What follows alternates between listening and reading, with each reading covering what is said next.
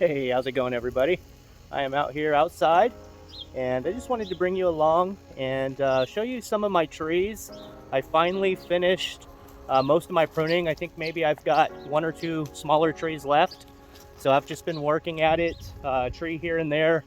And so I think that, as I said, for the most part, they're pretty much all done.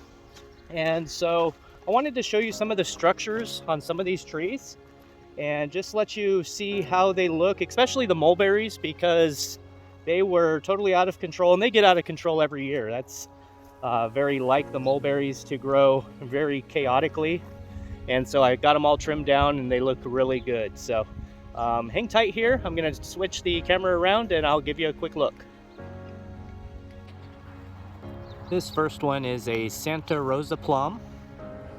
And I've been working on this tree structure for a number of years, and it really has a good structure. I was really trying to work on more of the horizontal growth this year. I had a lot of upright, vigorous growth coming out of the tips, and so I had to trim it back pretty good. And I'm just trying to work on some of this more horizontal growth. So as you can see, there's a good stem that's going to come off this year.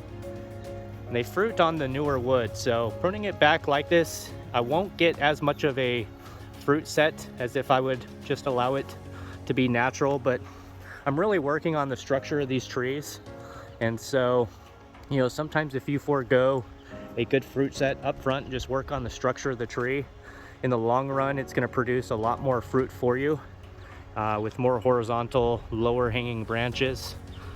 This one is the Sweet Treat Plueri. And as you can see, it's just nice and clean, very open centered. No interior growth. A lot of smaller horizontal branches coming off some of the larger branches, which is what I'm trying to encourage. Here is my Frankenstein plum. I think I have about 5 different varieties on this one. This structure, when I first bought this tree, it was probably 5 feet tall when I first got it. Well, maybe not quite that tall, but it was at least 4 feet. But it just had a really poor structure. So this is one of the trees that I've really had to work on to create an open center. It was more of like a central leader type structure. And so it's really taken me quite some time to get it to where it is even an open center. I'm still not completely happy with it, but it's better than not. And this one was just completely out of control. This is the one that I did the demo on, or I just kind of showed you some of the basic cuts to look at. And so if you remember all those interior growths and upright suckers, I really did a number on it, and I think for the most part it came out really well. All these trees are topping out at about 6 feet, 6 or 7 feet tops. I really want to try to maintain that, so the ease of harvesting fruit, I don't need a step ladder or anything like that. Here's a smaller peach. I said I might take out these smaller branches down here, but I just opted to keep it for one more season and just see how it does this season. But I definitely maintain the open center, trying to promote as many horizontal branches as possible. As you can see, it's already starting to bud out, and so that tells me we're getting close. And so it'll be really neat for spring to get here. It's actually seems like this winter's gone by pretty quickly.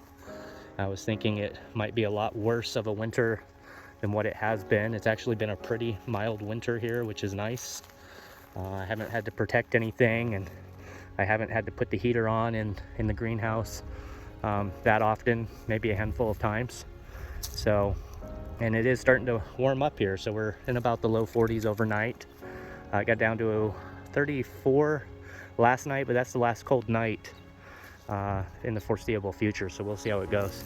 This is a peach tree. I've got about 3 different varieties of peach on this. It was originally in early Alberta, but once again, we don't get enough chill hours here for that variety to fruit reliably. So I put on both the Florida Prince and the Florida King varieties onto it. So I've got 2. I might even have a Sam Houston, I believe, on it as well. I'd have to look, but I know I've got at least 3 varieties on this particular one. And this is one that really had a poor structure as well, but I'm still working on it. As I said, it's a process that could take many years to really get the tree to where you're happy with it. So these are the stone fruit. Let me go ahead and show you some of the more crazy ones, the mulberries. I absolutely dread pruning my mulberries. This particular tree here, even though it's a dwarf mulberry, it took me almost a full day to prune it. It was just totally out of control. And so I've got it to where it's still not 100%, but it's good enough. And I think I had showcased this or just kind of mentioned it in one of my faith-inspired videos.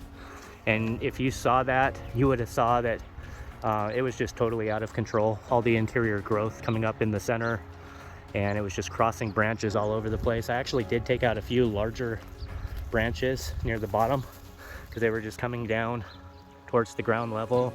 I'm just really trying to get the branching away from the ground level, get a nice trunk established, and then just open up a nice vase. So as you can see here, let me walk around it. It's just a really nice open center. It does still have a couple taller branches. I think this one's reaching heights of about 8 feet tops. But the neat thing about it is that the branches are still pretty wiry, where I can just pull them down with my hands. And so if there is fruit near the tips, I can just pull the branches down and harvest it. So it shouldn't be too bad. So this is the dwarf mulberry. I'll show you a Persian mulberry next. This is another mulberry that I just detest pruning. It definitely still needs some interior work. There's a couple interior larger branches, like the one I'm looking at right now. I think that whole branch just needs to come out.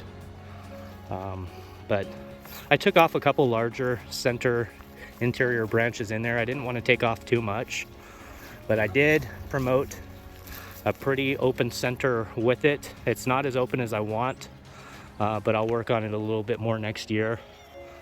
And so this one's reaching heights of about 8 or 9 feet as well. But just really trying to showcase or portray a really nice horizontal structure, horizontal vase structure with it.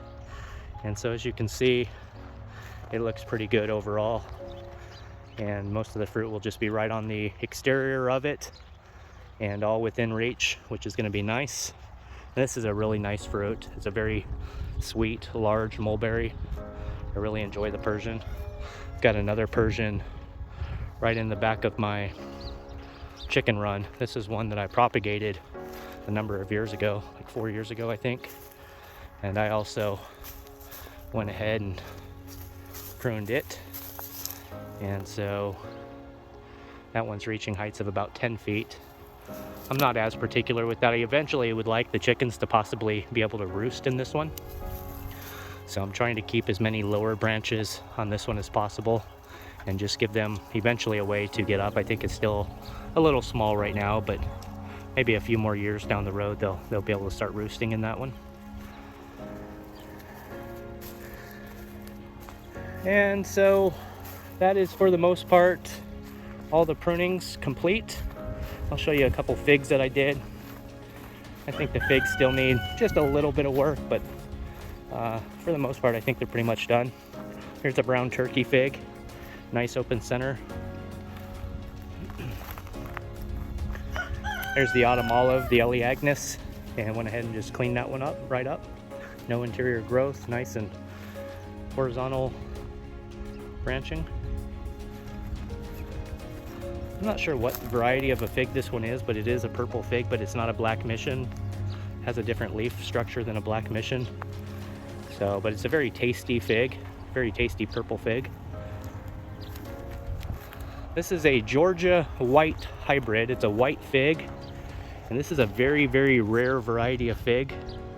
I got it from a fig connoisseur here in Tucson. His name's Ken Stockton, and he got it from somebody from Louisiana State. And it's not a circulated variety of fig. It's a very rare fig variety, and I try to propagate these out as much as possible and spread them around the community. So if anybody in Tucson has a Georgia white hybrid fig, it more than likely came from me. But I really like this fig. It's a very tasty fig. And the neat thing with this fig is because it's a white variety, the birds pretty much leave it alone because they think it's not ripe. And it's a very vigorous growing fig. This one's reaching heights of, about 7 feet. And here's the black mission fig. This one's reaching heights of about 6 or 7 feet itself. And just a really nice open center on these guys. I could actually walk right into the center. I did a video a month or so back where I was pulling out some of the center stems coming up and propagating. That's how I propagate the fig. I could take some cuttings right now. Now's the time to take cuttings from a fig and propagate them out, but I've gotten so many just by pulling out the ones that come up in the center. I'll just pull them right out with roots, and I can do that throughout the year. So I've got so many figs in my greenhouse right now that I can't even get any more figs stocked in there. So those are all the figs. I've got a Celeste fig over there by my water tanks as well. And so I pruned that one up and took some cuttings from it, or not cuttings, but just pulled out some rooted divisions. And so I have some of those as well. So anyways, I just wanted to give you an idea of how it all shaped up and turned out after all the pruning. And I think that it all came out really well. Excited for spring to come right around the corner. So if you have any questions on pruning your trees, I am here to help you out and answer any questions. And I thank you for stopping in and checking out the video. Surely appreciate you stopping in and checking out the channel as well. And I hope you have a great day today, and God bless you. Take care.